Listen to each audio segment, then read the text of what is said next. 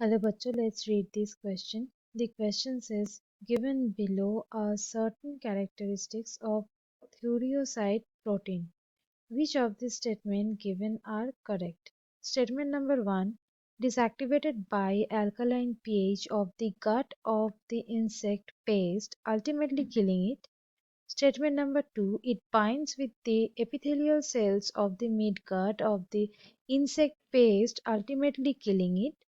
Statement number 3. It does not kill the carrier bacterium which is itself resistant to this toxin. So इस question में थूरियोसाइट protein के बारे में 3 statements provide किए गए हैं. इनमें से कौन सा स्टेटमेंट करेक्ट है वो हमें आइडेंटिफाई करनी है. So let's start the discussion. जान लेते हैं इस क्वेश्चन का की कंसेप्ट क्या होगा. इस क्वेश्चन का की कंसेप्ट है थूरियोसाइट प्रोटीन. थूरियोसाइट प्रोटीन. सो ये प्रोटीन क्या है वो जान लेते हैं. बेसिकली ये जो प्रोटीन्स होता है ये पाए जाते हैं बैसिलस थूरिजिएंसिस ये बैक्टीरिया से. बैसिलस थूरिजिएंसिस थूरिजिएंसिस ये बैक्टीरिया से. ये जो बैक्टीरिया है ये क्या कर सकता है, कुछ टॉक्सिन्स प्रोड्यूस कर सकता है. ये क्या प्रोड्यूस करता है, टॉक्सिन. ये टॉक्सिन्स होते हैं प्रोटीन क्रिस्टल्स. प्रोटीन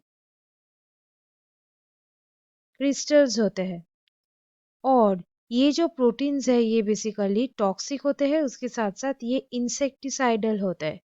इसको कहा जाता है बीटी टॉक्सिन. सो ये जो बीटी टॉक्सिन है ये इनिशियली इनएक्टिव फॉर्म में रहता है. ये होते हैं पहले इनएक्टिव प्रोटॉक्सिन्स. बट जब ये प्रोटॉक्सिन्स ये पेस्ट का जो गट्स होते हैं वो गट के अंदर चले जाते हैं, मतलब जब इंजेक्शन हो जाती है, ये इंजेक्शन ये प्रोसेस के बाद ये हो जाते हैं एक्टिव. ये हो जाते हैं एक्टिव टॉक्सिन्स. और ये जो इसका जो एक्टिवेशन है ये क्यों होता है, ये होता है पीएच के लिए. इसका गट में जो पीएच है वो बेसिकली अल्कलाइन पीएच होता है. वो अल्कलाइन पीएच के वजह से वो हो जाते हैं एक्टिव.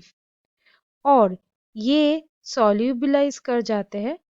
ये जो क्रिस्टल्स होते हैं, ये जो प्रोटीन क्रिस्टल्स होते हैं ये हो जाते हैं सॉल्यूबल और सॉल्यूबिलाइज्ड. देन इसका सॉल्यूबलाइजेशन के बाद ये जो एक्टिवेटेड टॉक्सिन्स हो गया ये मिड गट में जो एपिथेलियल सेल्स होते हैं वो एपिथेलियल सेल से ये बाइंड कर जाते हैं. Binds to epithelial cells. ये एपिथेलियल सेल से बाइंड कर जाते हैं. फिर ये एपिथेलियल सेल्स में स्वेलिंग नजर आते हैं, ये स्वेल कर जाते हैं. और स्वेलिंग के बाद ये लाइसिस नजर आते हैं, मतलब सेल फट जाता है. अल्टीमेटली पेस्ट का हो जाते हैं डेथ. सो अब आते हैं स्टेटमेंट में. पहला जो दिया गया है कि ये एक्टिवेटेड होता है अल्कालाइन पीएच से, अल्टीमेटली पेस्ट किल्ड हो जाते हैं, ये यहाँ पे सही दिया गया है. और next it binds with the epithelial cells of the mid gut, उसकी वजह से भी ये डिस्ट्रॉय हो जाते हैं, ये भी सही है. और it does not kill the carrier bacterium which is itself resistant to this toxin.